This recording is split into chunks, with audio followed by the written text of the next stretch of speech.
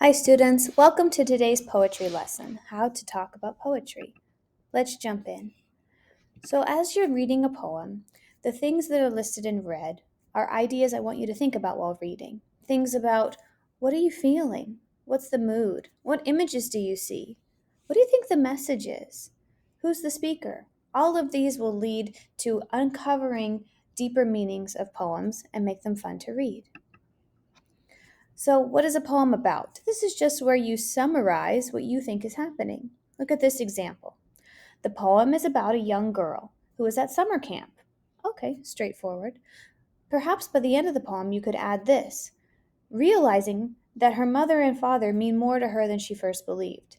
This shows that there was some real revelation, some new thing that was realized, and that's a nice summary of what happened in the poem. Titles.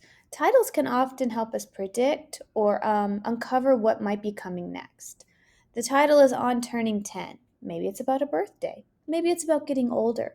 We don't know yet, but it could offer us some clues. Images. These are really fun because these are the things that come to your mind as you're reading a poem. Look at this example.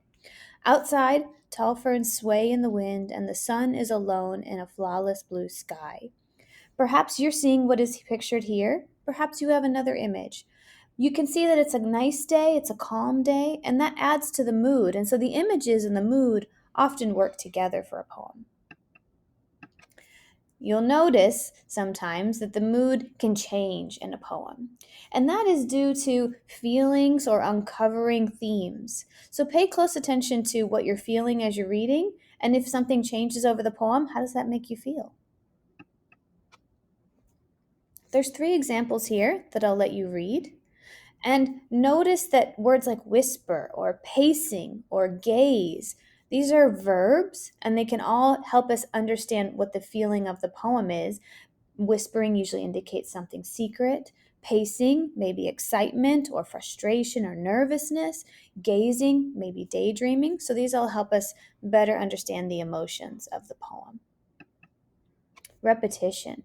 If words or phrases are repeated in a poem, that's important. Pay attention. What do you notice? And are those words important to the title? Are they important to the deeper meaning? They're there for a reason, so think about that and try to put it together. Figurative language. Look at this example. When my mom cooks, I'm a tap dancer in the kitchen. So what's literally happening is that a family or a mother is cooking for others. But I am tap dancing around, which could indicate that maybe mom's a messy cook and I have to get out of her way. Or maybe I'm hungry and so I'm bouncing around her in excitement. So usually there's what's really going on, the literal language, but then there's that figurative language, which is comparing the speaker to a dancer. And that helps us understand that image that comes to mind and what might be going on in the poem. Structure. This is really important. The commas, the periods, where the lines end. All of these can help us pause in the right moments, and they can also help us see, is there rhyme? Are there certain connections that we need to see? And this can also help us understand better the mood of the poem. So pay close attention to the structure of a poem. And finally, theme. This is the lesson. This is the thing that we take away from the poem.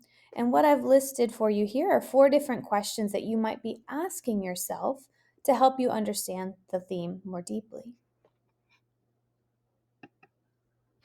So here are some common examples of theme. And remember, these can transfer across time and space and culture because they tend to be things that are truths around the world for all humans. For example, friends come in all shapes and sizes. Or if you try hard, you can succeed. And the last one, people are stronger than they think they are. These are all examples of themes that we come across in stories and as well as in poetry. And the last thing to consider is what makes poems good. Are they original? Is it posed in a different way? Is it surprising? Does it give you a new thing to think about? Those are all signs of poetry that is worth reading.